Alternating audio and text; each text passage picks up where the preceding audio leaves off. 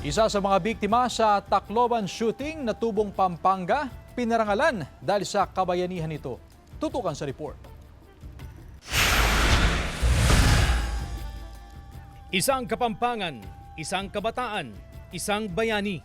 Kinikilala ng lalawigan ng Pampanga ang kabayanihan ng 15 anyos na si Chris Lawrence Tanglao Fabian, isa sa mga estudyanteng nasawi sa shooting incident sa San Jose National High School sa Tacloban City. Sa bisa ng resolusyon, idineklara ng sangguniang panlalawigan si Chris bilang Pride of Pampanga dahil sa kanyang pambihirang tapang, malasakit at sakripisyo. Sa gitna ng trahedya noong June 22, 2026, isinakripisyo ni Chris ang kanyang sarili upang maprotektahan ang iba. Base sa kwento ng kanyang guro, mga kaklase at sa mga lumabas na video online, si Chris ang estudyanteng tumayo upang isara at ilak ang pinto ng classroom matapos makita ang dalawang estudyanteng may dalang baril. Habang sinusubukan niyang protektahan ang kanyang mga kaklase at guro, pinaputukan siya ng 2 beses na kanyang ikinasawi.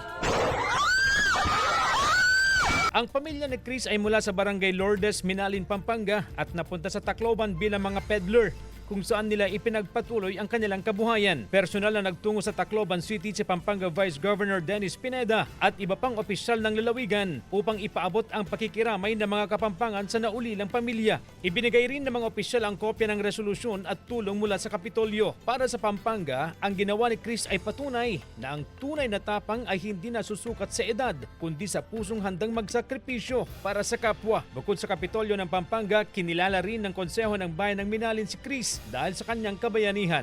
CJ Torida, One North, Central Luzon.